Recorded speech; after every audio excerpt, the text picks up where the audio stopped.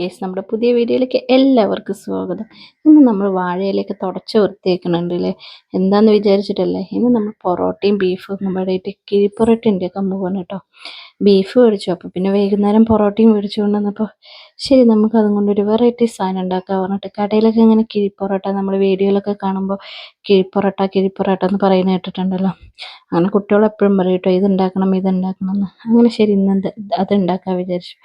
അപ്പോഴേക്കും അവർ പഠിക്കാനൊക്കെ ഇരുത്തിയിട്ട് അവർ രണ്ടുപേരും കൂടി പഠിക്കുകയാണ് കേട്ടോ. ഒരാൾ പിന്നെ കളിക്കും, ഒരാൾ പഠിക്കും.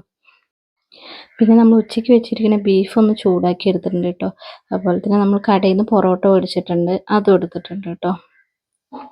പൊറോട്ട പിന്നെ നല്ല സോഫ്റ്റ്, ഞാനൊരു പൊട്ടിച്ചിട്ട് തിന്ന് നോക്കിയപ്പോൾ നല്ല സോഫ്റ്റൊക്കെ ഉണ്ട് കേട്ടോ.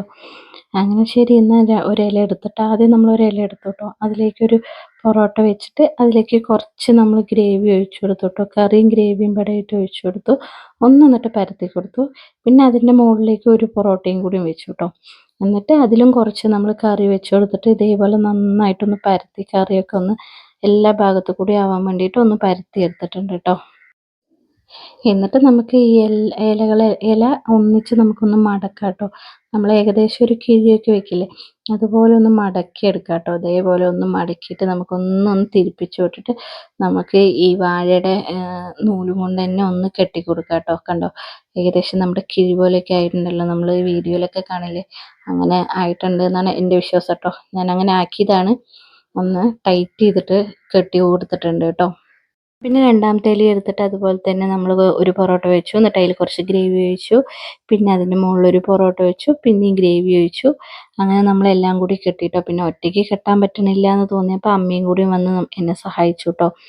അങ്ങനെ ഞങ്ങളെല്ലാം ഒരു 3 കിഴി ഉണ്ടാക്കി അതിലേക്ക് നമ്മൾ ചാറൊക്കെ ഒഴിച്ച് റെഡിയാക്കി വെച്ചിട്ടുണ്ട് കേട്ടോ. ഇനി നമ്മൾ നമ്മുടെ ഇഡ്ഡലി ചെമ്പെടുത്ത് അതിൽ കുറച്ച് വെള്ളം ഒഴിച്ചിട്ട് അടിയത്തെ തട്ടും എടുത്തിട്ട് അതിലേക്ക് നമ്മുടെ കിഴിയാക്കി വെച്ചിരിക്കുന്ന പൊറോട്ടയൊക്കെ എടുത്ത് വെച്ചിട്ടുണ്ട് കേട്ടോ. ഇനി അടച്ചു കൊടുത്തിട്ടുണ്ട്.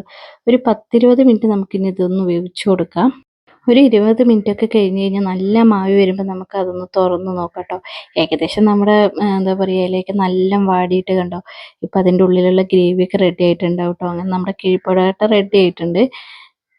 ഇനി നമുക്ക് കുട്ടികളെയൊക്കെ വിളിച്ച് കൊടുക്കാം കേട്ടോ. അങ്ങനെ ഒരു വീഡിയോ ഇഷ്ടമായാൽ എല്ലാവരും സബ്സ്ക്രൈബ് ചെയ്യണേ.